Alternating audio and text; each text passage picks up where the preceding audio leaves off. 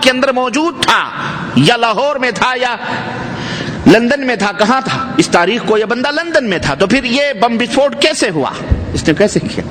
پکڑا جاتا ہے؟ نہیں پکڑا جاتا، اس کا یہ ٹکٹ موجود ہے، اس کا ثبوت ہے، سب کچھ یہاں نہیں تھا، پھر یہ بم بلاسٹ کیسے؟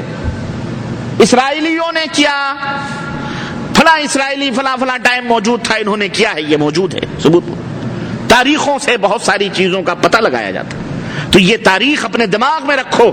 ہم سے ایک صاحب کہنے لگے دمام میں ہمارے غوث بھائی کہنے لگے، ربانی صاحب آپ ایک بات بتائیں، یہ جو ائمہ اربعہ رحمہم اللہ ہیں، امام احمد بن حنبل، امام شافعی، یہ تو رسول اللہ صلی اللہ علیہ وسلم کے زمانے میں تھے کہ نہیں تھے؟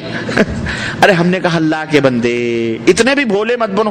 بولے واللہ ہم تو آج تک یہی سمجھتے آ رہے تھے کہ یہ سب رسول اللہ صلی اللہ علیہ وسلم کے صحابہ تھے اور انہوں نے یہ مذہب بنائے ہیں، شافعی مذہب، حنبلی مذہب۔ چلیں چھوڑیں، بچے شوف لینہم شویہ ادبہم، جزاک اللہ خیر۔ ہاں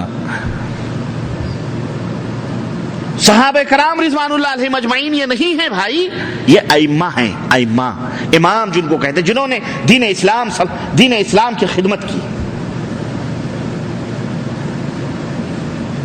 تو ایسے بھی ہمارے درمیان لوگ موجود ہیں بیچارے جن کو پتہ نہیں، جن کو علم نہیں کہ یہ ائمہ رحمہم اللہ کی تاریخ کیا ہے، ان کی ہسٹری کیا ہے۔ تو امام احمد بن حنبل رحمۃ اللہ علیہ ربیع الاول میں سن 100 بولو آپ کہہ رہے ہیں 64، یہ کہہ رہے ہیں 74۔ دیکھیں روایت کا پتہ، روایت کے اندر گھپلے یہیں سے شروع ہوئے ہیں۔ روایتوں کے اندر ابھی میں نے کہا ہے، آپ نے سنا ہے، اب دیکھیں آپ کس طرح گھپلے شروع ہو گئے۔ ایک صاحب کہہ رہے ہیں 164، ایک صاحب کہہ رہے ہیں 174، 10 کا زیادہ کر دیا انہوں نے اور دور ہو گئے۔ اب امام صاحب 24 برس کی فاصلہ ہو گیا 14 کے بجائے، ہے کہ نہیں؟ بے علمی اسی طرح سے ہوتا ہے۔ اب جو امام انتقال کیا ہو 150 اور اس کے نام کی فقہ بنائی گئی ہو 300 سال کے بعد، اب بتاؤ ان میں کتنا فرق ہوگا؟ پھر بھی وہی نام چلے، بہرحال یہ ظلم ہے اس امام کے ساتھ۔ الغرض میں آگے بڑھتا ہوں، تو امام احمد بن حنبل رحمۃ اللہ علیہ ربیع الاول کی 164 ہجری کے اندر پیدا ہوتے ہیں، اور کہاں ان کی پیدائش ہوتی ہے؟ شہر بغداد۔ یہ عربی النسل ہیں، عرب کے ہیں، شیبانی قبیلہ ان کا ہے، اور یہ شیبانی قبیلہ نزار اور عدنان اور آگے چل کر کے حضرت محمد الرسول اللہ صلی اللہ علیہ وسلم سے ملتا جلتا ہے، یعنی یہ چل کر کے عربی النسل ہو کر کے حضرت محمد الرسول اللہ صلی اللہ علیہ وسلم کے خاندان کے ہوتے ہیں۔ ان کے والد جو تھے یہ فوجی تھے بنو امیہ کے دور میں، پھر جب بنو امیہ ختم ہوئے اور بنو عباس کا دور آیا، عباسی دور آیا، تو عباسی دور کے اندر اس میں وہ فوجی ہوئے، یہاں تک کہ اسی حالت میں ان کی وفات بھی ہوئی۔ حضرت احمد بن حنبل رحمۃ اللہ علیہ ابھی ماں کے پیٹ ہی میں تھے کہ والد کا انتقال ہو چکا۔ بغداد کے اندر حضرت امام احمد بن حنبل پیدا ہوئے اور بچپن ہی میں باپ کا سایہ سر سے اٹھ گیا۔ یتیمی کی زندگی، غربت و فقر نے آ کے گھیرا۔ ایک ماں کب تک، اس کے پاس کیا جائیداد، باپ بھی غریب تھے، ایک چھوٹا موٹا کارخانہ وہ چھوڑ کے گئے تھے، کچھ مکانات تھے، کچھ زمینیں تھیں، چھوٹا سا مکان تھا اس میں رہتے تھے، اور کچھ زمینیں تھی جس سے کہ مطلب کھیتی باڑی ہوتی تھی، اور تھوڑے بہت گزر بسر کے غلے آ جاتے تھے، اور اس طرح سے انہوں نے غربت کی زندگی بچپن میں گزاری۔ ماں نے پالا پوسا بڑا کیا، اور پھر ہاتھ پکڑ کے کسی مسجد میں بٹھا دیا قرآن حفظ کرنے کے لیے۔ امام احمد بن حنبل رحمۃ اللہ علیہ قرآن حفظ کرنے میں لگ گئے۔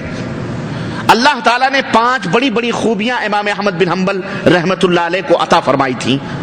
ان خوبیوں میں سب سے بڑی خوبی یہ تھی کہ آپ کا حسب و نسب بڑا اونچا تھا، نبی کریم صلی اللہ علیہ وسلم کے خاندان کے تھے۔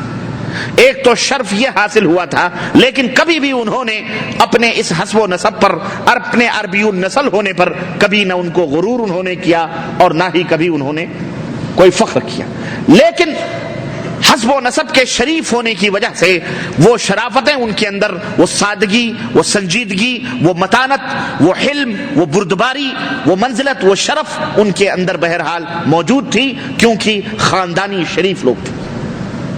تو امام احمد بن حنبل کے اندر یہ ایک خوبی تھی. دوسری خوبی یتیمی کی خوبی تھی کہ بچپن ہی سے اللہ تبارک تعالیٰ نے باپ کا سایہ سر سے اٹھا دیا تھا. یتیم تھے اس لیے خود اعتمادی پیدا ہوئی, اپنے اندر ایک اعتماد اپنے اندر پیدا ہوا, ایک یقین پیدا ہوا کہ ہمیں دنیا میں کچھ کرنا ہے, کسی کے سہارے نہیں, باپ کا سایہ سر سے اٹھ گیا. تو یتیمی بھی بہت کچھ سکھا دیتی ہے آدمی کو. یتیم بہت ہی تیز دماغ کا ہو جاتا ہے اور بہت ہی یعنی خود اعتماد ہو جاتا ہے. تیسری خوبی ان کے اندر یہ تھی کہ فقر اور غربت تھی لیکن کبھی انہوں نے ذلت نفس کے ساتھ, یعنی جیسے کچھ غریب ہوتے ہیں جو بھیک مانگتے ہیں, ادھر ادھر ہاتھ پھیلاتے ہیں, ایسی نوبت کبھی اللہ تعالیٰ نے ان کے اوپر نہیں لائی تھی. نمبر 4, قناعت ان کے اندر موجود تھی. قناعت کس کو کہتے معلوم؟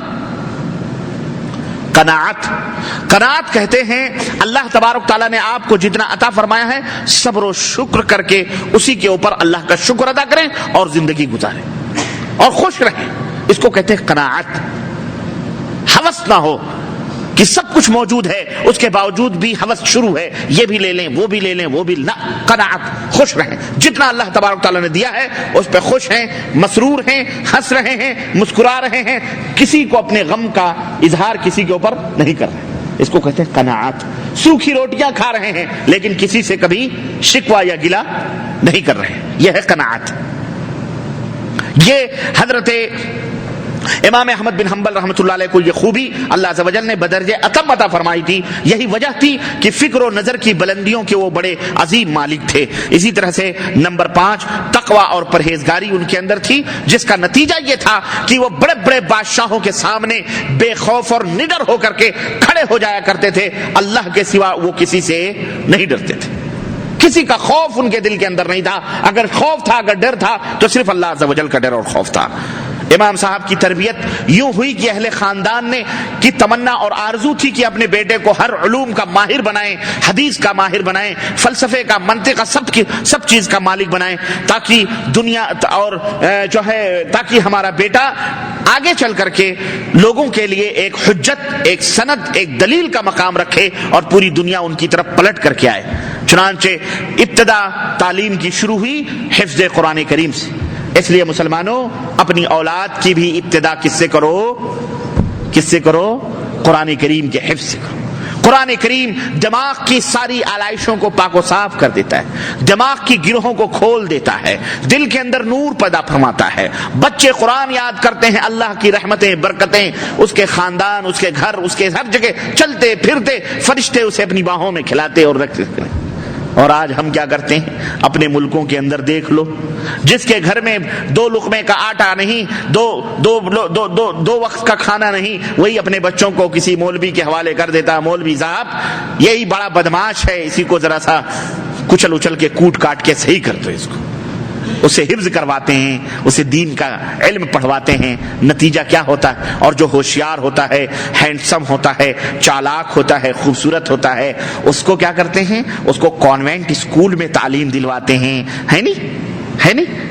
ہاں, نماز فجر کے لیے نہیں بیدار ہوں گے, بچوں کو ڈریس, بچوں کی ٹفن, بچوں کے ناشتے, بچوں کی انڈی فرائی, بچوں کے جوتے, بچوں کے ساکس, بچوں کے یونیفارم, سب کچھ ریڈی کر کے 6:30 بجے ہی سے ماں باپ بیدار ہو کر جاگ کر کے اس کو تیار کر کے روڈ پر, چاہے ٹھنڈی ہو چاہے گرمی ہو, کڑاکے کے کھڑے ہیں. ابھی آئے گی کرسچنوں کی, یہودیوں کا بس, ابھی آئے گی اس کی بس, ہم اپنے بچے کو پڑھانے بھیجیں. کرتے ہیں کہ نہیں کرتے؟ دیکھو آپ, دلی ہے, لاہور ہے, بامبے ہے, صبح سویرے دیکھو لائن لگی رہتی ہے. پردہ نشین عورتیں بھی نقاب میں بچوں کانوینٹ اسکول پڑھنے جاتے, ABCD ABFG, بڑا خوش 1 2 3 4 5, بڑا خوش. پارلیمنٹ کا وزیر بنے گا, جوتا خور بنے گا, یہ پارلیمنٹ کا وزیر بنے گا, ڈاکو چور بنے گا, یہ جس کے سینے میں نہ دل, نہ ایمان ہے, نہ اسلام ہے, نہ دین ہے, نہ قرآن ہے. یہ مسلمان ہیں جنہیں دیکھ کے شرمائیں یہودی اپنے بچوں کو بائبل پڑھاتا ہے, انجیل پڑھاتا ہے, کرسچن اپنے بچوں کو اپنا دھارمک کتاب پڑھاتا ہے, اپنے دین کی کتاب پڑھاتا ہے. مسلمان اپنے بچوں کو قرآن ہی نہیں پڑھاتا ہے, اور اس پہ ترا یہ ہے کہ ہم مسلمان ہیں. واہ بھائی واہ, وارے مسلمان. افسوس کی بات ہے کہ نہیں, بولو. یہ ہے سیرت کا ایک عبرت, سیرت کا ایک درس. ہمارے بزرگ، ہمارے اسلاف اپنے بچوں کو قرآن سکھاتے تھے، قرآن کا حفظ کرواتے تھے۔ اپنے امام احمد